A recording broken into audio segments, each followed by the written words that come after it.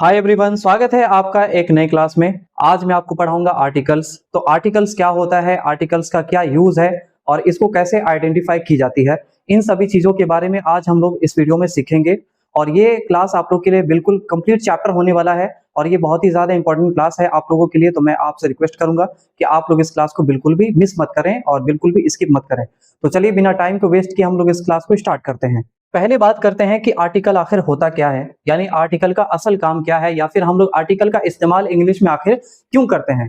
तो आर्टिकल का काम बस ये है कि किसी भी नाउन को स्पेसिफिक बनाना, खास बनाना, या फिर किसी भी नाउन को जनरल बनाना, अनस्पेसिफिक बनाना, यही असल काम होता है आर्टिकल का।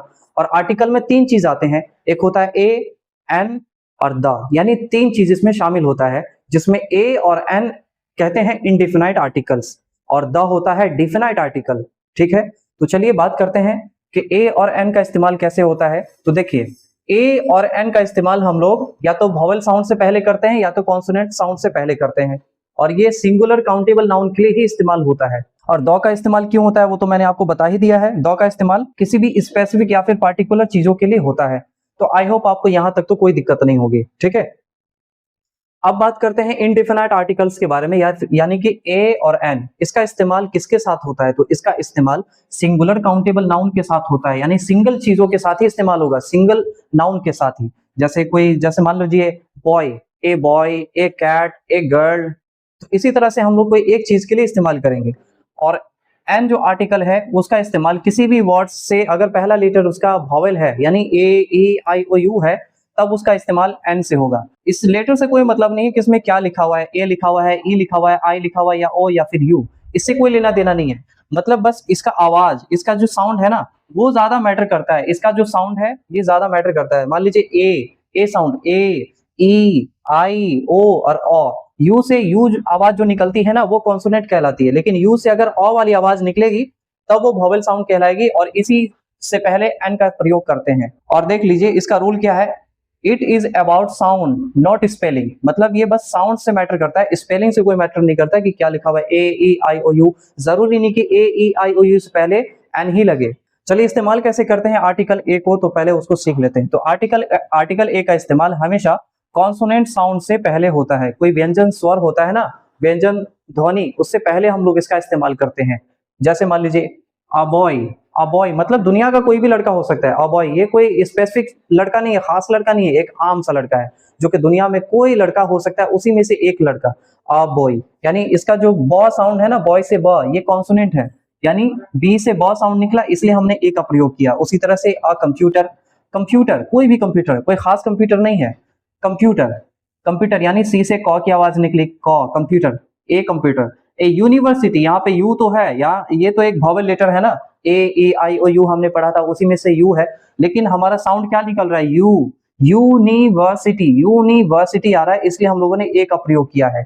उसके बाद अ यूरोपियन, यहाँ पे ई और यू लगा हुआ है, लेकिन फिर भी हमने एन का इस्तेमाल नहीं किया बल्कि ए का इस्तेमाल किया, क्योंकि इसके पीछे कारण ये है कि हमारा साउंड यू आ रहा है, यूरोपियन, अ यूरोपियन होगा। इसके बाद ए 1 रुपी कॉइन, 1 रुपए का सिक्का, अ 1 रुपी कॉइन, यानी ए इस्तेमाल इसलिए हुआ क्योंकि यहाँ पे ओ लगा हुआ है, लेकिन साउंड व की आ रही है, व की ध्वनि निकल के आ रही है, इसलिए वन, ऑन तो नहीं पढ़ेंगे ना, वन पढ़ेंगे, इसलिए हम लोगों ने ए का प्रयोग किया है। ठीक है, इसके बाद मतलब हम लोग अब एन का इस्तेमाल सीखेंगे कि एन का प्रयोग कैसे किया जाता है। तो एन का प्रयोग मैंने आपको बता दिया है कि कोई वोवेल साउंड होगा ना, आवाज ए, ई, आई, ओ और ओ, इस तरह से आवाज जो निकलेगी उसी से पहले एन लगेगा। तो an orange, O orange, O से आवाज आ रही है, an orange, an elephant, an umbrella, U for umbrella, O की साउंड आ रही है। इसके बाद एन आवर, यहाँ पे एच साइलेंट है इसलिए एन लगा हुआ है। एच एक कॉन्सोनेंट लेटर है, लेकिन इस लेटर से मतलब नहीं है, आवाज से मतलब है कि आवाज कैसा है। एन आवर मतलब वो साउंड निकल रही है, इसलिए एन आवर। उसके बाद N M P, M sound आ रहा है, ए साउंड आ रहा है ना, इस तरह से हमें साउंड समझ में आ रहा है यहाँ पर, एम पी। ठीक है, चलिए अब सीखते हैं डेफिनाइट आर्टिकल के बारे में, इसका इस्तेमाल कैसे की जाती है। तो देखिए, The is called the definite article. It is used to refer to a specific or particular person, place or thing. यानी आर्टिकल द का प्रयोग हमेशा कोई खास चीजों को दर्शाने के लिए होता है, यानी कोई खास वस्तु है, कोई खास चीज है, उसी को दर्शाने के लिए हम लोग द का इस्तेमाल करते हैं। जैसे मान लीजिए कि जैसे कोई बोल रहा हो व्यक्ति या फिर जो सुन रहा हो, बोलने वाला और सुनने वाले व्यक्ति को अगर किसी चीज के बारे में पहले से मालूम है, तब उस चीज के लिए हम लोग द का प्रयोग करते हैं। ठीक है, अब इसका इस्तेमाल कैसे करते हैं वो देखिए। इसका रूल है कुछ, उस नियम को आपको हमेशा याद रखना पड़ेगा। द हमेशा कोई खास चीजों के लिए इस्तेमाल की जा सकती है, कोई स्पेसिफिक या फिर पार्टिकुलर चीजों के लिए इस्तेमाल की जा सकती है। जैसे एक एग्जांपल है, where is the book I gave you, वह किताब कहाँ है जो मैंने आपको दी थी। Where is the book I gave you, इसमें उस किताब की बात हो रही है जो बोलने वाला और सुनने वाले को मालूम है कि वो कौन सी किताब के बारे में बात कर रहा है, इसलिए द बुक लिखा हुआ है। इसके बाद क्लोज द डोर प्लीज, कृपया दरवाजा बंद कर दीजिए। क्लोज द डोर प्लीज, यहाँ पे उस दरवाजे की बात हो रही है जो बोलने वाले को और सुनने वाले को पहले से मालूम है, यानी वो जानता है उस दरवाजे के बारे में, तो इसलिए यहाँ पे द का प्रयोग किया गया है। The man in the blue shirt is my uncle, वह आदमी जो नीले शर्ट में है वह मेरा अंकल है, वह मेरा चाचा है। तो इसमें उस अंकल की तरफ आइडेंटिफाई की गई है, उस चाचे की तरफ बताया गया है कि जो जिसने नीला शर्ट पहन रखा है तो वो मेरे चाचा हैं, तो उस खास आदमी की तरफ इशारा करके बताया गया है। तो इससे हमें समझ में आता है कि कोई पार्टिकुलर चीजों के लिए या स्पेसिफिक चीजों के लिए हम लोग द का प्रयोग कर सकते हैं। आइए दूसरे नियम को सीखते हैं।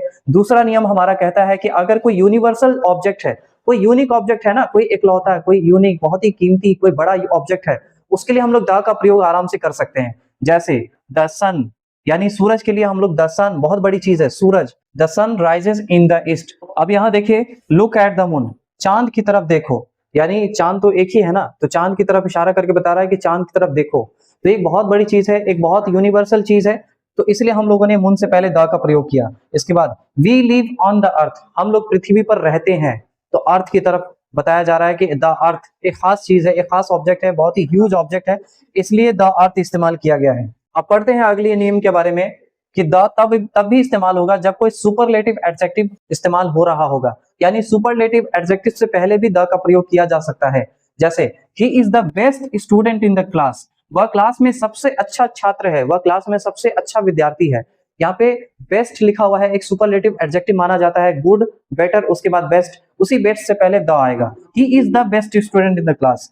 Mount Everest is the highest peak, mount Everest सबसे ऊंची चोटी है, सबसे ऊंचा पहाड़ है, तो द लग गया क्योंकि यहाँ पे सुपरलेटिव एडजेक्टिव इस्तेमाल हो रहा है। इसके बाद this is the most expensive car, यानी कि यहाँ पे मोस्ट एक्सपेंसिव, यहाँ पे सुपरलेटिव एडजेक्टिव इस्तेमाल हुआ, यानी बहुत महंगा, बहुत महंगी कार, यानी यह एक बहुत महंगी कार है, इसलिए हम लोगों ने द का प्रयोग किया है। बढ़ते हैं अगले नियम की तरफ। हमारा अगला नियम कहता है कि कोई नदी हो, दुनिया की कोई भी नदी है, नदी हो या कोई समुंदर हो या फिर कोई पहाड़ हो, पहाड़ी सिलसिला हो, उससे पहले भी हम लोग द का प्रयोग कर सकते हैं। जैसे the Ganga is a Holi river, Ganga एक पवित्र नदी है, गंगा एक पवित्र नदी है। उसके बाद the Pacific ocean is very deep, यानी जो पैसिफिक ओशन है वो बहुत गहरा है, तो यहाँ पे एक समुद्र का नाम है Pacific ocean. The Himalayas protect India, जो हिमालय है वो इंडिया को प्रोटेक्ट करता है, इस यानी कि जो पहाड़ी सिलसिला है, माउंटेन रेंजेस है, उससे पहले भी हम लोग द का प्रयोग करेंगे।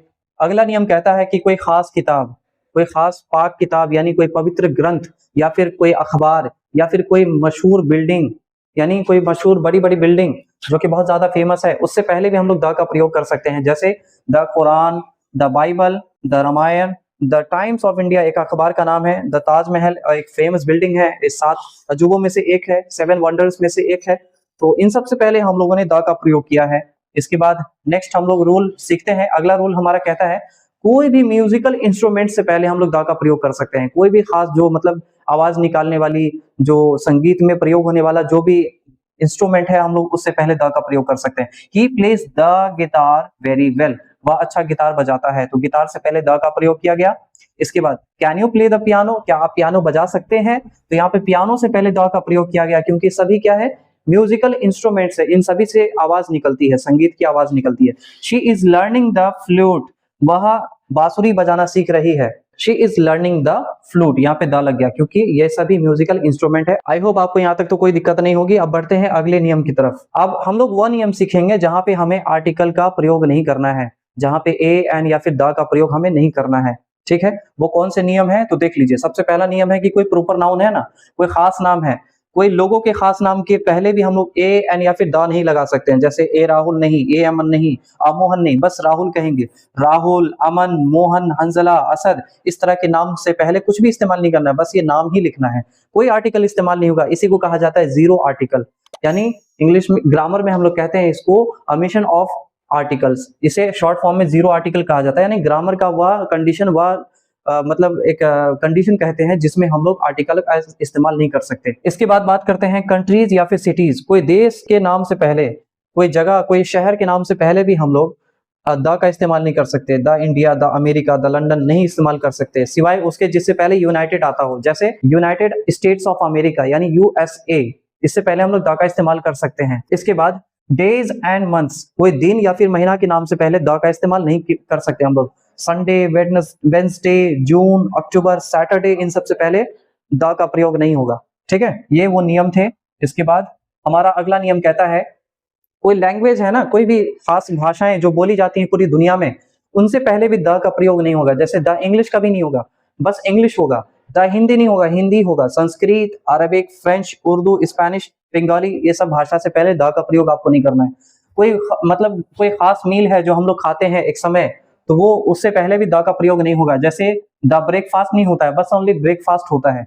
फिर द लंच नहीं होता है, बस लंच होता है। उसके बाद ओनली डिनर होता है। इन सबसे पहले द का प्रयोग करना गलत होता है। इससे पहले कोई एब्स्ट्रैक्ट नाउन है ना, ओनली एब्स्ट्रैक्ट नाउन की बात हो रही है यहाँ पर, सिर्फ एब्स्ट्रैक्ट नाउन से पहले।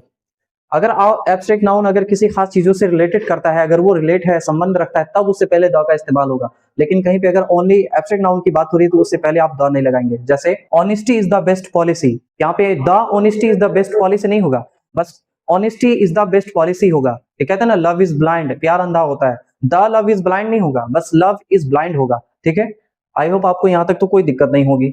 विजडम से पहले द का इस्तेमाल नहीं करना है। Bravery, happiness, silence, truth, anger, knowledge, इन सब से पहले आपको द का प्रयोग बिल्कुल नहीं करना है। ठीक है, इसके बाद मटेरियल नाउन जितने भी हैं उन सबसे पहले द का प्रयोग नहीं करना है, जब तक उसके बाद कोई खास नाम ना आ जाए तब तक। ठीक है, द गोल्ड नहीं, द सिल्वर नहीं, बल्कि बस gold, silver, water, milk, would, iron. ठीक है ना, चलिए अब कुछ रिवाइज कर लेते हैं। अब तक हमने जितना पढ़ा है ना उसको एक बार शॉर्ट में थोड़ा सा रिवाइज कर लेते हैं। तो देख लीजिए, इनडेफिनाइट आर्टिकल मतलब ए क्या किससे पहले इस्तेमाल होता है? कॉन्सोनेंट साउंड से पहले इस्तेमाल होता है। जैसे a cat, a university, a union, इन सबसे पहले ए इस्तेमाल होगा। एक और है इनडेफिनाइट आर्टिकल जिसे एन कहा जाता है, दोनों का मीनिंग होता है एक, कोई एक, है ना। ये होता है वॉवेल साउंड से पहले, ये वॉवेल साउंड से पहले आता है। जैसे an egg, an hour, an MP, an MLA, तो इन सबसे पहले एन आता है। ओके, और एक होता है डिफिनाइट आर्टिकल, डिफिनाइट आर्टिकल में ओनली द आता है। तो द कोई स्पेसिफिक या फिर यूनिक चीजों के लिए होता है, कोई खास चीज या फिर कोई यूनिक चीज, उसके लिए द का इस्तेमाल होता है। जैसे the world, the man standing in their, यानी वह व्यक्ति जो वहां खड़ा हुआ है, यानी कोई खास चीजों के लिए जो बोलने वाला और सुनने वाले को ऑलरेडी पता है उसके बारे में, तभी द लगाया जाता है। ठीक है, अब चलिए जितना हम लोगों ने सीखा है उसको अब एक्सरसाइज कर लिया जाए, उसको एक बार देख लिया जाए कि हम लोगों ने अब तक कितना सीखा है। इससे प्रैक्टिस करने से भी हमें और अच्छे से याद हो जाएगा, तो ये भी बहुत इंपॉर्टेंट है। चलिए शुरू करते हैं। कॉपर एक मटेरियल नाउन है, तो कॉपर से पहले तो ए नहीं लगा सकते, लेकिन कॉपर के बाद अगर कुछ इसके बारे में बताना हो तो ए लगाया जा सकता है। तो क्या लगेगा? Copper is a useful metal. उसके बाद ही इज नॉट, कौन सा आर्टिकल लगेगा? इसमें एन लगेगा। ठीक है, he is not an honourable man. उसके बाद सन, सन क्या है? कोई एक यूनिक चीज है, एक स्पेसिफिक ऑब्जेक्ट है, बहुत बड़ी ऑब्जेक्ट जो हमारे लिए बहुत इंपॉर्टेंट रखता है, बहुत मायने रखता है। तो सन से पहले हम लोग द का प्रयोग करेंगे। इसके बाद आई बॉट एन अम्ब्रेला, मैंने एक छाता खरीदा कल। I bought an umbrella yesterday, मैंने कल एक छाता खरीदा। लेकिन अब हमने तो एक अम्ब्रेला की बात कर ही ली है, जो आपको भी मालूम हो गया, मुझे भी मालूम हो गया। तो अब इसके बाद जो बोलेंगे तो द लगाया जाएगा। यानी अब इससे पहले तो ये अनस्पेसिफिक था, यानी अनस्पेसिफाइड था, जो नहीं मालूम था हमें। लेकिन अब हमने इसके बारे में बात कर लिया है, तब हम द लगा सकते हैं, दोबारा हमें एन नहीं लगाना है। तो ये एक रूल होता है। ठीक है, she is an MSc student, वह एक एमएससी की छात्र है, तो एन हो गया। ठीक है, चलिए नेक्स्ट एक्सरसाइज की तरफ बढ़ते हैं। अब he is a European citizen, इसमें ए लगाया जाएगा क्योंकि यू की साउंड निकल रही है ना, European citizen, he is a European citizen. अब यहाँ पे क्या लगेगा? The rich should help the poor. The rich क्यों? क्योंकि यहाँ पे सारे सभी अमीर लोगों की तरफ इशारा किया गया है। The rich people should help the poor, यहाँ पर पीपल नहीं लिखा हुआ है। ठीक है, लेकिन हमें द लगाना है क्योंकि अमीरों की तरफ इशारा किया गया है, अमीरों को गरीबों की मदद करनी चाहिए। The rich should help the poor. Okay, I have an idea to solve this problem, मेरे पास एक आइडिया है इस प्रॉब्लम को सॉल्व करने के लिए। तो आई हैव एन आइडिया, क्योंकि आ क्या साउंड आ रही है। उसके बाद यहाँ पे क्या लगेगा? द द ऑनेस्टी, ये एक एब्स्ट्रैक्ट नाउन है, लेकिन हम द इसलिए लगा रहे हैं, हमने तो अभी पढ़ा था कि ऑनेस्टी एक एब्स्ट्रैक्ट नाउन है, एब्स्ट्रैक्ट नाउन से पहले द नहीं लगाना है, लेकिन हम क्यों लगा रहे हैं, क्योंकि यहाँ पे ऑनेस्टी रिलेट कर रहा है इस लड़के से, यानी the honesty of this boy is praise worthy, लड़के की ईमानदारी काबिले तारीफ है। अब यहाँ लास्ट में क्या है, French, French is a difficult language to learn, कोई भी भाषा, ओनली अगर भाषा होगी तो उससे पहले द नहीं लगाना है, ऑनेस्टी एब्स्ट्रैक्ट नाउन से पहले द लगाया जा सकता है जब तक वो कोई चीज से रिलेट ना कर रहा हो, कोई पर्सन से रिलेट ना कर रहा हो। चलिए अब सेंटेंसेस को पहचानना सीखते हैं, आइडेंटिफाई करते हैं कि वो सही है या गलत है, ठीक है। तो अब इसे देख लीजिए, the gold is a precious metal, ये सही है गलत, ये गलत है, द गोल्ड नहीं होगा, only gold is a precious metal, ठीक है, gold is a precious metal, तो ये गलत लिखा हुआ है। He is a honest man, और नहीं लगेगा बल्कि एन, आर्टिकल एन का प्रयोग होगा, ये तो सिंगुलर काउंटेबल नाउन है ही है, लेकिन ये वॉवेल साउंड प्रोड्यूस कर रहा है इसलिए एन लगेगा, तो ये भी सेंटेंस हमारा गलत हो गया। एक और सेंटेंस को देख लीजिए, the sun rises in the east, सूरज पूरब से निकलता है, ठीक है, तो यहाँ पे द सन है, ये यूनिक चीज है, ऑब्जेक्ट है तो द लग गया, और ये खास डायरेक्शन की तरफ बात कर रहा है, इससे भी पहले द लग गया, ये सेंटेंस बिल्कुल सही हो गया। इसके बाद I speak the English very well, लेकिन ये सेंटेंस गलत है, क्यों, क्योंकि कोई भी भाषा से पहले हम लोग द का प्रयोग नहीं कर सकते हैं, बल्कि इसकी जगह होना चाहिए था I speak English very well, मैं बहुत अच्छी अंग्रेजी बोलता हूँ, ठीक है, तो ये भी गलत लिखा हुआ है। She is an MA in English, वह अंग्रेजी में एमए कर रखी है, ठीक है, तो ये सही है बिल्कुल, एम ए यानी एम साउंड हो रहा है इसलिए एन लगेगा। Please give me an 1 rupee coin, please मुझे 1 रुपए का सिक्का दीजिए, यहाँ पे एन नहीं लगेगा बल्कि ए लगेगा, भले ही यहाँ पे वॉवेल लेटर लिखा हुआ है लेकिन ओ लिखा हुआ है, लेकिन हमें व की साउंड निकल रही है इसलिए हमें ए लगाना चाहिए था, तो ये भी सेंटेंस बिल्कुल गलत है। इसके बाद देखिए, the honesty is the best policy, ये भी गलत है, honesty is the best policy होनी चाहिए थी, ये भी रॉन्ग है। एक और देख लीजिए, शी प्लेज द गिटार, यानी कोई म्यूजिकल इंस्ट्रूमेंट है उससे पहले हम द का प्रयोग कर सकते हैं, ये हमने पढ़ा है, तो ये बिल्कुल सही लिखा हुआ है। एक और सेंटेंस हम देख लेते हैं, this is the most beautiful painting, this is the most, यहाँ पे मोस्ट ब्यूटीफुल, यहाँ पे सुपरलेटिव एडजेक्टिव का इस्तेमाल किया गया, उससे पहले हम द का प्रयोग कर सकते हैं, तो ये भी सेंटेंस बिल्कुल सही है। I saw elephant yesterday, elephant, elephant A sound produce हो रहा है ना, इसलिए यहाँ पे ए नहीं लगेगा बल्कि एन लगेगा, I saw an elephant yesterday, ये भी सेंटेंस बिल्कुल गलत हो गया। आई होप आपको ये वीडियो अच्छा लगा होगा, अगर आपको ये वीडियो अच्छा लगा तो इस वीडियो को लाइक कीजिए और अपने दोस्तों में भी इस वीडियो को जरूर शेयर कीजिए। अगर आप मेरे चैनल पर नए हैं तो इस चैनल को सब्सक्राइब कीजिए और बेल आइकन को दबा दीजिए। तो फिर मिलते हैं अगले वीडियो में, तब तक के लिए आप लोग अपना ख्याल रखिए।